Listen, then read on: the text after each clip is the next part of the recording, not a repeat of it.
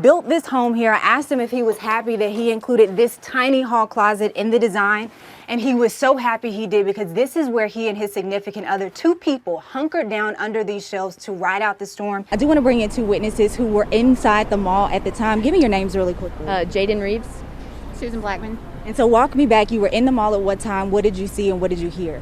I want to get right to what is happening behind me. Over my right shoulder, Mayor Woodfin just arrived within the last 10 minutes and has been talking to demonstrators. You can hear the truck has started again and people are starting to cheer. Mayor Woodfin had asked people to go ahead, and I'm going to move behind the camera so we can get out of the way to safety. But Mayor Woodfin had asked people to go ahead and stand down, and he would work to address this situation. I know you can hear the sound of glass shattering. Earlier, Mayor Woodfin had asked people to stand down tonight when they were working to remove that Confederate monument. But he did stress that his employees are working very hard to get through all of the mail, and it is a lot. I want to show you this new video so you can see. Randi Hildreth here. I am live at the Tom Brown Village community. It is quiet here tonight, but there are so many broken hearts across this area and across the state. As we were setting up our equipment as that press conference was going live and we broke the news about little Camille, I could hear screams and cries from people here. Lead City Schools is getting ready for back to school and beyond by increasing Wi-Fi access for students, and it involves the entire bus fleet. We reached out to the builders after our last story and again today. The mailbox is full. And haven't heard back. Snow angels are really great if you have snow on the ground. Obviously no more snow left on the ground, but people made the most of this morning, making snow angels, snowball fights, and of course, some sledding. How could you sit there and take somebody's life casually and think that it's okay? For 8 minutes and 46 seconds, the world watched. And at the end of the video clip, passionate calls for action against police brutality and racism that resonate with black officers. I think we do need to value the lives of black people just like you value the lives of everybody else. I'm a student of Dr. Martin Luther King Jr., so I believe in protest. So to see young people standing up and being passionate about something, you know, I love to see that. I met Jefferson County Deputy Chief David Agee on his old beat in Center Point. I patrolled in this area for 5 years. He's loved his job in law enforcement for 34 years, but balances that with his life beyond the badge. When I take off this uniform, I'm still black, so I understand the anxiety that the black community feels. The dichotomy of the black and blue isn't a unique experience. Me as a black man, I could be in that situation. That's something that I could, and people say, well, you're a police officer. Yeah, but I'm not when I'm driving down the road by myself out there. You know, I'm just like you. Lieutenant Cortese Miles has worked with Bessemer PD for the last 22 years and says officers navigating the national unrest is challenging, but doesn't compromise the job. But there are times when we have to, like I tell the guys, flip that switch. You have to flip that switch and turn off those emotions and do the job that you're required to do. If you talk to a third grader, they have a pretty good idea of what severe weather is. Hurricane, a tornado, a thunderstorm. And even what to listen for when watching a meteorologist track storms on TV. You need to get in your safe place in Bibb County. They have this big map on the screen where they point, it's like where all the severe weather is. And knowing exactly where you are could be the difference in if you're safe or not during a storm. The way warnings are done now, they're all storm-based. We're not talking about the entire county.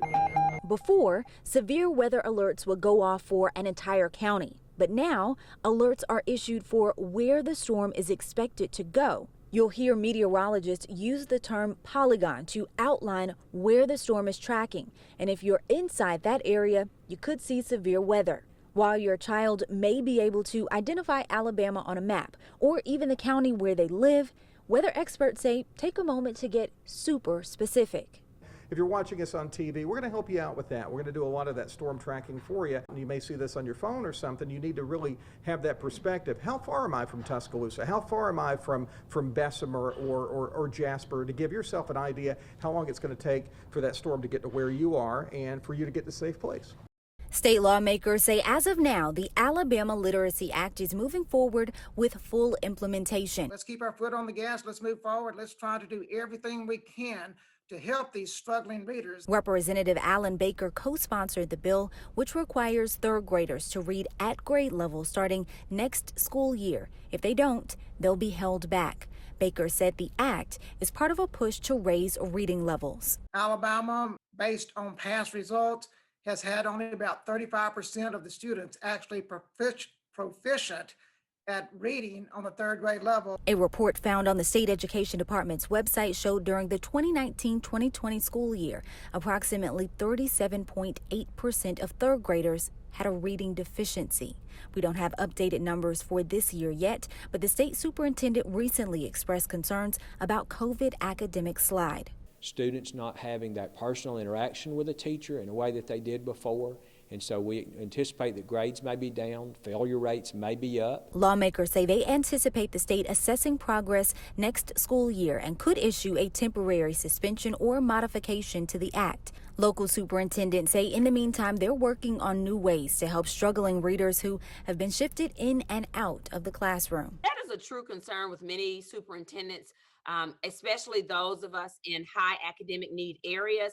And we're truly going to have to look at our calendar next year. Right now, we're in the planning phase of our summer intensive, how that will look to help with the COVID slide and the traditional summer slide. What does a little boy from Russia dream to be when he grows up? As you know, everybody wants to be a doctor, so at one point I wanted to do orthopedic surgery. So Stanislav Petrov hit the books studying biology and chemistry at UAB, working part-time as a bartender. That side hustle opened the door for full-time gigs by the time he graduated. Knowledge of biology into the food industry, understanding the pathogens and making sure that we're keeping everyone healthy while we're trying to feed them as well. He worked 12 years in the food service industry, and then life threw an unexpected, unimaginable curveball. The pandemic temporarily shut down his restaurant, and like millions of people across the country, he was out of work. Definitely needed to find something else to do in terms of income. So natural choice was, I have a degree, let's see what we can do with my degree. But that degree didn't take him on a path towards eventually opening a medical practice.